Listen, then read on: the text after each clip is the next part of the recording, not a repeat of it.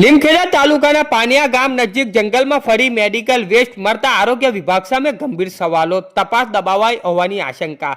દાહોદ જિલ્લાના લીમખેડા તાલુકાના પાનિયા ગામ નજીક આવેલા જંગલ વિસ્તારમાં ફરી એકવાર મોટા પ્રમાણમાં મેડિકલ વેસ્ટ મળી આવતા સમગ્ર વિસ્તારમાં ચિંતા અને રોષનો માહોલ ફેલાયો છે।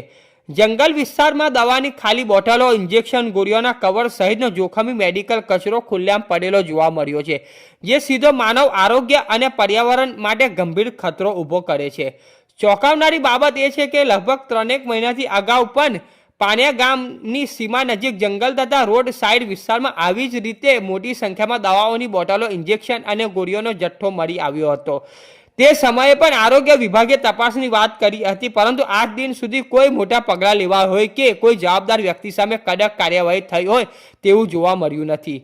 આજ રોજ ફરી એક જ વિસ્તારમાંથી મેડિકલ વેસ્ટ મળતા ગંભીર સવાલો ઊભા થયા છે કે શું અગાઉની તપાસ દબાવી દેવામાં આવી હતી? શું કોઈ સાંઠગાંઠ કરીને મામલો રફે દફા કરાયો હતો? જો સમયસર કડક કાર્યવાહી અને બોગસ તબીબો સામે કડક તપાસ કરવામાં આવી હોત તો આજે ફરી આવી ઘટના ન બનોત। ખુલ્લા જંગલમાં મેડિકલ વેસ્ટ ફેંકવાની હિંમત કોઈ કરે છે તો એ પાછળ મજબૂત તંત્રની નિષ્ફળતા અથવા મર્તાવર હોવાની શંકા સ્વાભાવિક છે। હવે માંગ છે કે ગાંધીનગરથી ઉચ્ચ સ્તરીય આરોગ્ય ટીમ દ્વારા દાહોદ જિલ્લાના સઘન તપાસ કરવામાં આવે, જેથી બોગસ ડોક્ટરો અને મેડિકલ કચરા માફિયાઓની પોલ ખુલે। હવે જોવાનું રહ્યું કે આરોગ્ય વિભાગની સાચી અને નિષ્ફળ તપાસ કરે છે કે પછી ફરી એકવાર લોકોના આરોગ્ય સાથે ચેડા કરનાર તત્વોની આડક તરીકે રીતે બચાવવામાં આવશે। રિપોર્ટર વિપુલ કુમાર બારિયા, પીપલોદ।